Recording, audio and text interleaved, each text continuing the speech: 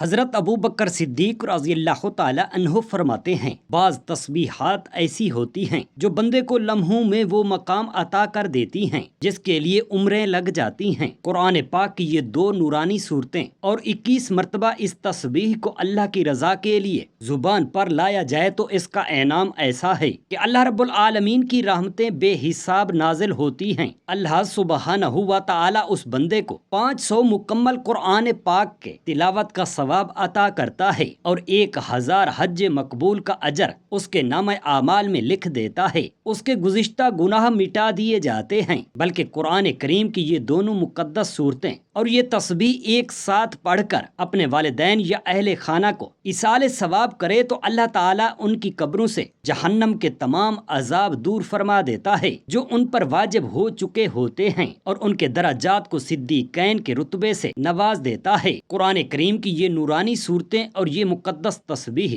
ایک ساتھ پڑھنا دنیا میں سکون، قبر میں روشنی بن کر قیامت تک ساتھ ہوں گے، اور آخرت کے تمام مراحل خوش اخلوبی سے طے ہوتے ہیں اور جنت اس کا مقدر بن جاتی ہے۔ وہ تسبیح یہ ہے: بسم اللہ الرحمن الرحیم، السلام علیکم ورحمۃ اللہ۔ محترم ناظرین، حضرت ابو رافع رضی اللہ تعالی عنہ سے روایت ہے، انہوں نے کہا، میں نے رسول اللہ صلی اللہ علیہ وآلہ وسلم کو دیکھا کہ جب حضرت حسن بن علی رضی اللہ تعالی عنہما پیدا ہوئے تو آپ صلی اللہ علیہ وآلہ وسلم نے ان کے کان میں اذان دی اور فرمایا، سب سے پہلے بچے کو لا الہ الا اللہ سکھاؤ۔ اسلام سے پہلے عورتوں کا حال بہت ہولناک اور کٹھن و خراب تھا۔ دنیا میں عورتوں کی کوئی عزت و وقعت نہیں تھی۔ مردوں کی نظر میں اس سے زیادہ عورتوں کی کوئی حیثیت ہی نہ تھی کہ وہ مردوں کی نفسانی خواہش پوری کرنے کے ایک کھلونا تھیں۔ عورتیں دن رات مردوں کی قسم قسم کی خدمت کرتی تھیں اور طرح طرح کے کاموں سے یہاں تک کہ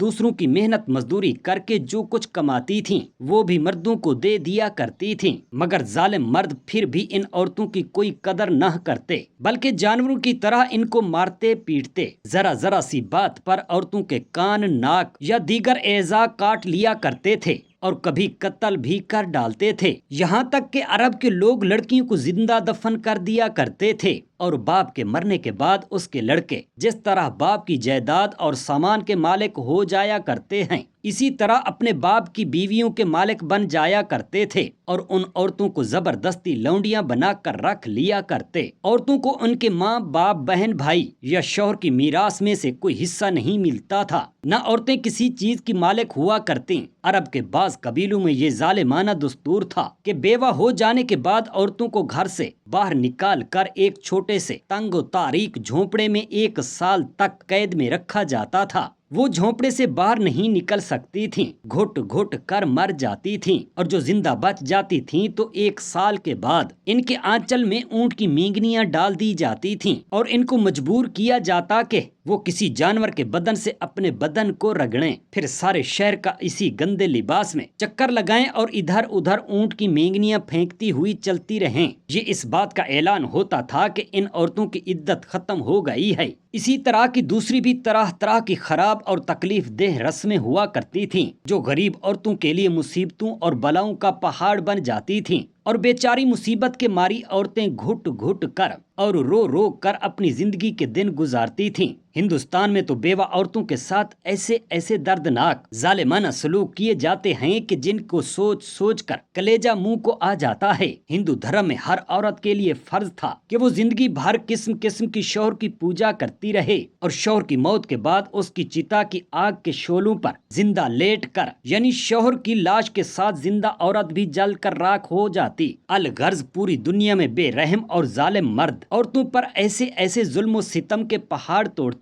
کہ ان ظلموں کے داستان سن کر ایک دردمند انسان کے سینے میں رنج و غم سے دل ٹکڑے ٹکڑے ہو جاتا ہے۔ ان مظلوم اور بے کس عورتوں کی مجبوری و لاچاری کا یہ عالم تھا کہ سماج میں نہ عورتوں کے کوئی حقوق تھے، نہ ان کی مظلومیت پر داد و فریاد کے لیے کسی قانون کا کوئی سہارا تھا۔ ہزاروں برس تک یہ ظلم و ستم کی ماری دکھیاری عورتیں اپنی اس بے کسی اور لاچارگی پر روتی بلبلاتی اور آنسو بہاتی رہتی، مگر دنیا میں کوئی بھی ان عورتوں کے زخموں پر مرہم رکھنے والا اور ان کی مظلومیت کے آنسوؤں کو پوچھنے والا دور دور تک نظر نہیں آتا تھا۔ نہ دنیا میں کبھی ان کے دکھ و درد کی فریاد سننے والا تھا، نہ کسی کے دل میں ان عورتوں کے لیے بال برابر بھی رحم و کرم کا کوئی جذبہ تھا۔ عورتوں کے اس حال زار پر انسانیت رنج و غم سے بے چین اور بے قرار تھی، مگر اس کے لیے اس کے سوا کوئی چارہ کار نہ تھا کہ وہ رحمت خدا بندی کا انتظار کرے کہ ارحم الراحمین غیب سے کوئی ایسا سامان پیدا فرما دے کہ اچانک ساری دنیا میں ایک انوکھا انقلاب نمودار ہو جائے اور لاچار عورتوں کا سارا دکھ و درد دور ہو کر ان کا بیڑا پار ہو جائے۔ چنانچہ رحمت کا آفتاب جب طلوع ہو گیا تو ساری دنیا نے اچانک یہ محسوس کیا کہ جب ہمارے رسول رحمت حضرت محمد مصطفیٰ صلی اللہ علیہ وآلہ وسلم خدا کی طرف سے دین اسلام لے کر تشریف لائے تو دنیا بھر کی ستائی ہوئی عورتوں کی قسمت کا ستارہ چمک اٹھا اور اسلام کی بدولت ظالم مردوں کے ظلم و ستم سے کچلی اور روندی جانے والی عورتوں کا درجہ اس قدر بلند و بالا ہو گیا کہ عبادات و معاملات بلکہ زندگی اور موت کے ہر مرحلہ اور ہر موڑ پر عورتیں مردوں کے دوش بدوش کھڑی ہو گئیں اور مردوں کی برابری کے درجہ پر پہنچ گئیں۔ مردوں کی طرح عورتوں کے بھی حقوق مقرر ہو گئے اور ان کے حقوق کی حفاظت کے لیے خداوندی قانون آسمان سے نازل ہو گئے اور ان کے حقوق دلانے کے لیے اسلامی قانون کی ماتحتی میں عدالتیں قائم ہو گئیں۔ عورتوں کو مالکانہ حقوق حاصل ہو گئے۔ قرآن مجید نے صاف صاف لفظوں میں اعلان فرما دیا کہ اللہ تعالیٰ نے تمہارے لیے تمہاری جنس سے بیویاں پیدا کر دیں تاکہ تمہیں ان سے تسکین حاصل ہو، اور اس نے تمہارے درمیان محبت و شفقت پیدا کر دی۔ اب کوئی مرد بلا وجہ نہ عورتوں کو مار پیٹ سکتا ہے، نہ ان کو گھروں سے نکال سکتا ہے، اور نہ کوئی ان کے مال و اسباب یا جائیدادوں کو چھین سکتا ہے، بلکہ ہر مرد مذہبی طور پر عورتوں کے حقوق ادا کرنے پر مجبور ہے۔ چنانچہ خداوند قدوس نے قرآن مجید میں فرمایا کہ عورتوں کے مردوں پر ایسے ہی حقوق ہیں جیسے مردوں کے عورتوں پر، اچھے سلوک کے ساتھ، اور مرد کے لیے فرمان جاری فرما دیا۔ حقوق اللہ نے شوہروں کو بیویوں پر حاکم بنایا ہے اور بہت بڑی بزرگی دی ہے، اس لیے ہر عورت پر فرض ہے کہ وہ اپنے شوہر کا حکم مانے اور خوشی خوشی اپنے شوہر کے ہر حکم کی تابع داری، کیونکہ اللہ تعالیٰ نے شوہر کا بہت بڑا حق بنایا ہے۔ یاد رکھو کہ اپنے شوہر کو راضی و خوش رکھنا بہت بڑی عبادت ہے، اور شوہر کو ناخوش اور ناراض رکھنا بہت بڑا گناہ ہے۔ رسول اللہ صلی اللہ علیہ وآلہ وسلم نے فرمایا ہے کہ اگر میں اللہ تعالیٰ کے سوا کسی دوسرے کے لیے سجدہ کرنے کا حکم دیتا تو میں عورتوں کو حکم دیتا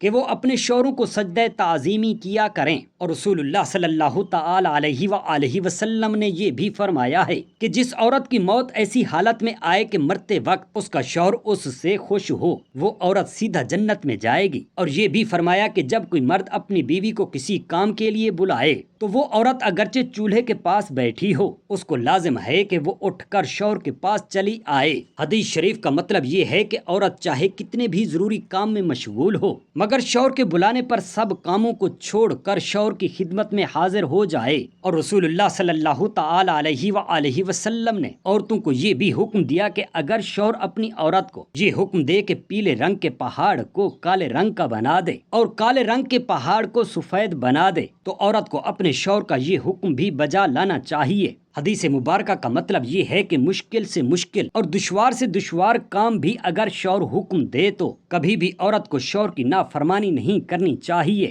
بلکہ اس کی ہر حکم کی فرما برداری کے لیے اپنی طاقت بھر کمر بستہ رہنا چاہیے۔ اور رسول اللہ صلی اللہ تعالی علیہ وآلہ وسلم کا یہ بھی فرمان ہے کہ شوہر بیوی کو اپنے بچھونے پر بلائے اور عورت آنے سے انکار کر دے اور اس کا شوہر اس بات سے ناراض ہو کر سو جائے تو رات بھر اللہ تعالیٰ کے فرشتے اس عورت پر لعنت کرتے رہتے ہیں۔ عورت بغیر اپنے شوہر کی اجازت کے گھر سے باہر کہیں نہ جائے، نہ اپنے رشتہ داروں کے گھر، نہ کسی دوسرے کے گھر۔ شوہر کی غیر موجودگی میں عورت پر فرض ہے کہ شوہر کے مکان اور مال و سامان کی حفاظت کرے اور بغیر شوہر کی اجازت کسی کو بھی نہ مکان میں آنے دے، نہ شوہر کی چھوٹی بڑی چیز کسی کو دے۔ شوہر کا مکان اور مال و سامان یہ سب شوہر کی امانتیں ہیں اور بیوی ان سب چیزوں کی امین ہے۔ اگر عورت نے اپنے شوہر کی کسی چیز کو جان بوجھ کر برباد کر دیا تو عورت پر امانت میں خیانت کرنے کا گناہ لازم ہوگا اور اس پر اللہ تعالیٰ کا بہت بڑا عذاب ہوگا۔ عورت ہرگز کوئی ایسا کام نہ کرے جو شوہر کو ناپسند ہو۔ بچوں کی نگہداشت، ان کی تربیت اور پرورش خصوصاً شوہر کی غیر موجودگی میں عورت کے لیے بہت بڑا فریضہ ہے۔ عورت کو لازم ہے کہ مکان اور اپنے بدن اور اپنے کپڑوں کی صفائی ستھرائی کا خاص طور پر دھیان رکھے، میلی کچیلی نہ بنی رہے بلکہ بناؤ سنگھار سے رہا کرے تاکہ شوہر اس کو دیکھ کر خوش ہو جائے۔ حدیث مبارکہ میں ہے کہ بہترین عورت وہ ہے کہ جب شوہر اس کی طرف دیکھے تو وہ اپنے بناؤ سنگھار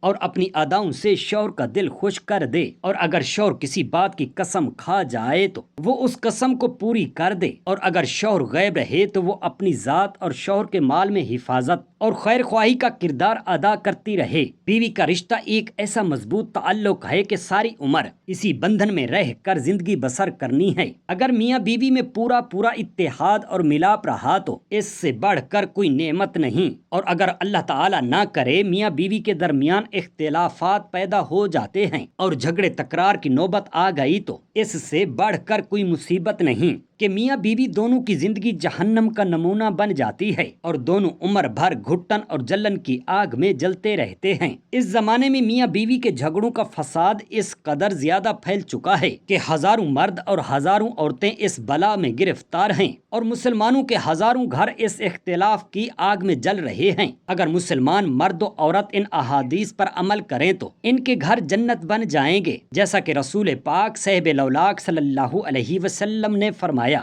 ہر عورت شوہر کے گھر میں قدم رکھتے ہی اپنے اوپر یہ لازم کر لے وہ ہر وقت اور ہر حال میں اپنے شوہر کا دل اپنے ہاتھ میں لیے رہے اور اس کے اشاروں پر چلتی رہے۔ اگر شوہر حکم دے کہ دن بھر دھوپ میں کھڑی رہو یا رات بھر جاگتی ہوئی مجھے پنکھا جھلتی رہو تو عورت کے لیے دنیا و آخرت کی بھلائی اسی میں ہے کہ تھوڑی تکلیف اٹھا کر اور صبر کر کے اس حکم پر بھی عمل کرے اور کسی وقت اور کسی حال میں بھی شوہر کے حکم کی نافرمانی نہ کرے۔ ہر عورت کو چاہیے کہ وہ اپنے شوہر کے مزاج کو پہچان لے اور بغور دیکھتی رہے کہ اس کے شوہر کو کیا کیا چیزیں اور کون کون سی باتیں ناپسند ہیں اور وہ کن کن باتوں سے خوش ہوتا ہے اور کون کون سی باتوں سے ناراض ہو جاتا ہے۔ اٹھنے بیٹھنے، سونے جاگنے، پہننے اوڑھنے اور بات چیت میں اس کی عادت اور اس کا ذوق کیا اور کیسا ہے۔ خوب اچھی طرح شوہر کا مزاج پہچان لینے کے بعد عورت کو لازم ہے کہ وہ ہر کام شوہر کے مزاج کے مطابق کرے، ہرگز شوہر کے مزاج کے خلاف کوئی کام نہ کرے۔ عورت کو لازم ہے کہ شوہر کو کبھی جلی کٹی باتیں نہ سنائے، نہ کبھی اس کے سامنے غصہ میں چلا کر بولے، نہ اس کی باتوں کا کڑوا تیکھا جواب دے، نہ کبھی اس کو تانا مارے، نہ کوسے، نہ اس کی لائی ہوئی چیزوں میں عیب نکالے، نہ شوہر کے مکان و سامان وغیرہ کو حقیر بتائے، نہ شوہر کے ماں باپ یا اس کے خاندان یا اس کی شکل و صورت کے بارے میں کوئی ایسی بات کہے جس سے شوہر کا دل کو ٹھیس لگے تو عورت گنہگار ہوگی۔ نبی کریم صلی اللہ علیہ وآلہ وسلم نے فرمایا، عورت کو چاہیے کہ شوہر کی آمدنی کی حیثیت سے زیادہ خرچ نہ مانگے، بلکہ جو کچھ ملے اس پر صبر و شکر کے ساتھ اپنا گھر سمجھ کر ہنسی خوشی کے ساتھ زندگی بسر کرے۔ اگر کوئی زیور یا کپڑا یا سامان پسند آ جائے اور شوہر کی مالی حالت ایسی نہیں ہے کہ وہ اس کو لا سکے تو کبھی بھی ہرگز شوہر سے اس چیز کی فرمائش نہ کرے، اس عورت پر جنت واجب ہے۔ نبی کریم صلی اللہ علیہ وآلہ وسلم نے فرمایا، جب کوئی عورت پانچوں وقت کی نماز پڑھے، رمضان کے روزے رکھے، اپنی عفت و پاک دامنی کی حفاظت کرے اور بالخصوص اپنے شوہر کی اطاعت کرے تو اس سے کہا جائے گا جنت کے جس دروازے سے چاہے داخل ہو جاؤ۔ نبی کریم صلی اللہ علیہ وآلہ وسلم نے فرمایا، اگر عورت اس حال میں مرے کہ اس کا شوہر اس سے راضی ہو تو وہ عورت جنت میں داخل ہوگی۔ نبی اکرم صلی اللہ علیہ وآلہ وسلم نے فرمایا، جو عورت اپنے شوہر کی کسی ایذا پر صبر کرے اللہ تعالیٰ اس کو حضرت آسیہ فرعون کی بیوی اور حضرت مریم کے برابر ثواب عطا فرمائے گا۔ علماء کرام اور بزرگان دین فرماتے ہیں، قرآن پاک کی سورہ یاسین پڑھنا اور سورہ کوثر پڑھنا اور 21 بار لا الہ الا اللہ محمد الرسول اللہ پڑھنا اللہ تعالیٰ اس کو 500 قرآن پڑھنے کا ثواب عطا فرماتا ہے اور 1000 حج کا ثواب عطا کرتا ہے اور اس کے سابقہ گناہوں کو اللہ تعالیٰ مٹا دیتا ہے۔ اور اگر یہی قرآن مجید کی دونوں صورتیں اور 21 بار لا الہ الا اللہ محمد الرسول اللہ پڑھ کر فوت شدگان والدین یا اہل و عیال کو ایصال کرے، اللہ سبحانہ و تعالی اس پر قبر و جہنم کے تمام عذاب اٹھا لیتا ہے اور وہ آخرت میں صدیقین کے رتبے پر ہوں گے۔ حضرت اسماء بنت یزید رضی اللہ تعالی عنہا نبی پاک صاحب الاولاق صلی اللہ علیہ وآلہ وسلم کی خدمت اقدس میں حاضر ہوئیں اور عرض کیا، یا رسول اللہ،